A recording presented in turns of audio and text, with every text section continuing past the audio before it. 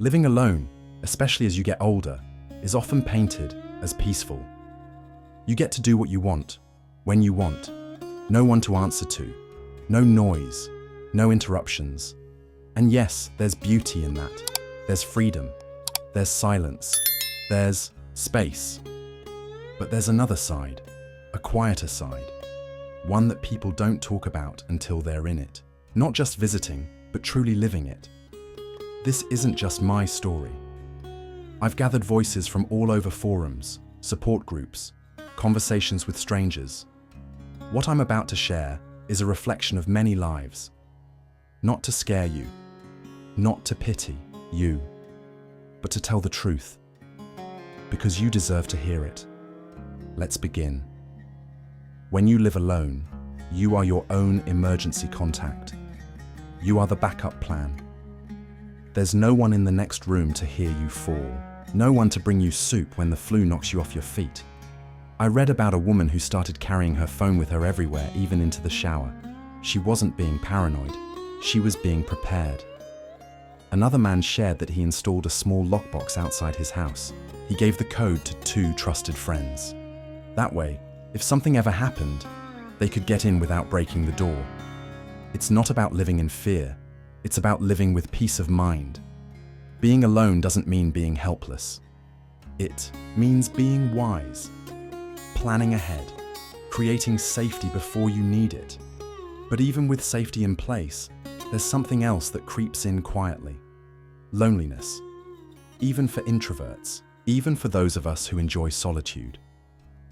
There comes a day when silence stretches a little too long, when no one calls, when you realize you haven't spoken out loud in 2 days.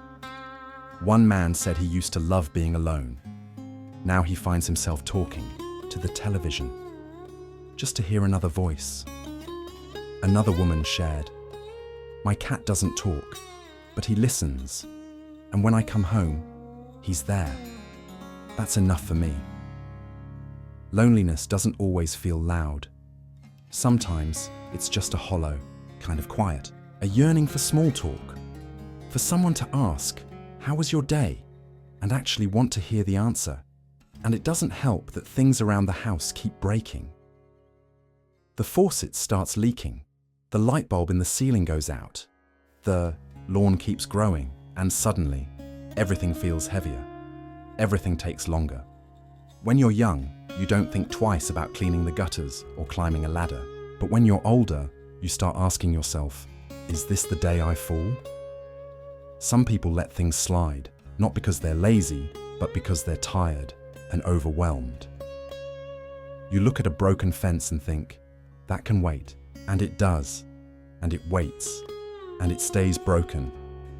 One woman made a list of all the things she wanted to fix. A list that grew longer and longer until she stopped looking at it altogether.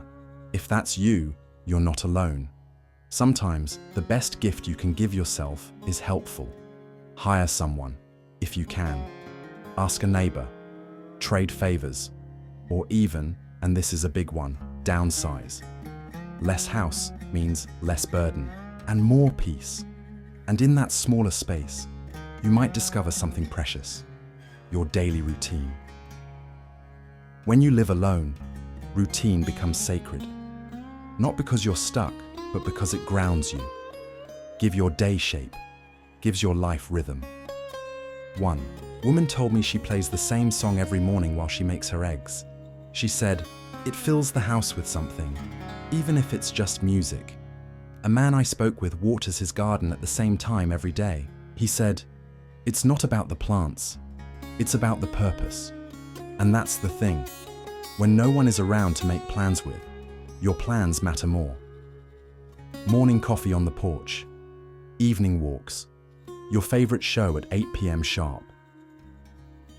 These are not just habits, they are lifelines. Even cooking becomes different, not harder, just lonelier. Cooking for one can feel like a chore. Frozen meals, cereal for dinner, takeout again, but it doesn't have to be that way. One woman said, I started cooking like I was feeding someone I loved. And you are. You're feeding yourself. You are someone worth the effort. Try new recipes. Cook enough for leftovers. Make it fun. Make it special. Light a candle. Set the table. Eat like it matters. Because it does. And then there's the quiet.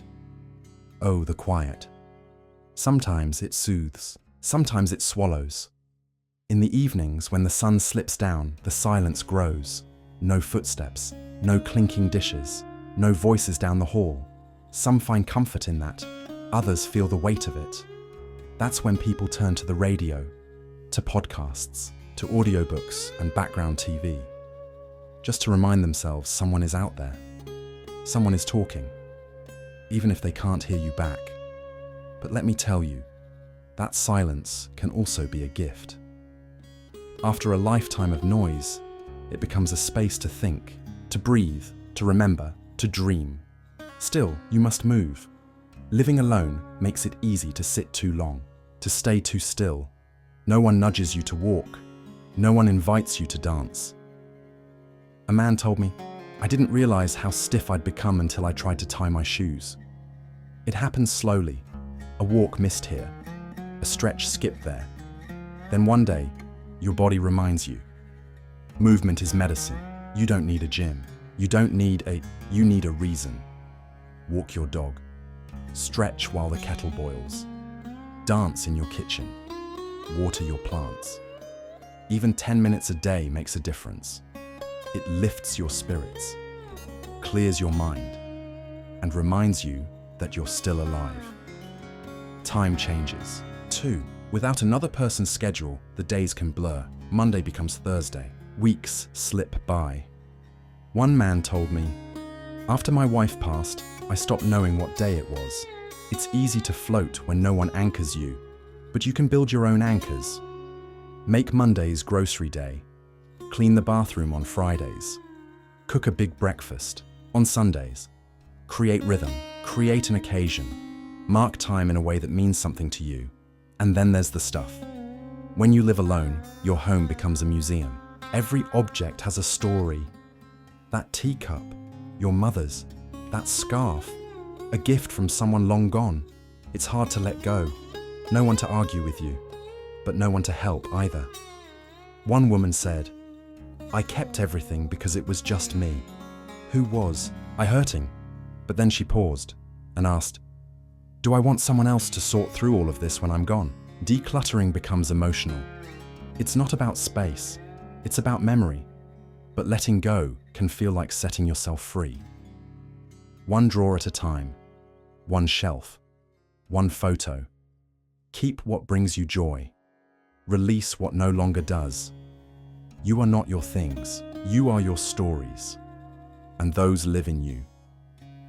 Now here's another truth. The invitations start to fade. Friends move away, get busy, start families, forget to call, and suddenly you're the one waiting for the phone to ring. But here's what I've learned. Don't wait, create, be the one who invites. Start a walking group. Host a game night, organize a book club. Your joy is worth sharing, and when you reach out, people respond. Because deep down, we're all just waiting for someone to go first. And finally, there's self-care. Without anyone watching, it's easy to let yourself slip. No one notices if you skip the shower, or stay in pajamas all day, or eat toast for dinner 4 nights in a row. But you notice, you feel it, and it matters. You deserve care, even if no one sees it. Especially then, get dressed in the morning, even if it's just for yourself.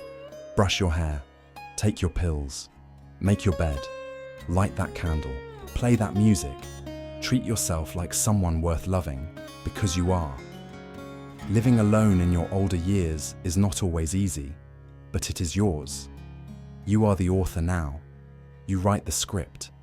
You call the shots. And yes, there will be lonely days, and quiet nights, and heavy moments. But there will also be freedom, beauty, laughter, pride. Don't be afraid to ask for help, to reach out, to say, "I could use a hand." There's strength in that, not a weakness. And remember, you're not really alone. Somewhere, right now, someone else is feeling what you feel, living what you're living, trying to figure it out just like you are. We are a quiet community, spread out, but connected through stories, through kindness, through hope, and through videos like this. If this touched you, share it, leave a comment, tell your story, and don't forget to subscribe. There's more to come, because this journey isn't over, not by a long shot. And you, my friend, you're still writing the best parts. Thank you for being here. Thank you for listening. And thank you for living your truth. I'll see you in the next one. Until then, take care of your home, your body, your soul. You are deeply, deeply valued, and you are never truly alone.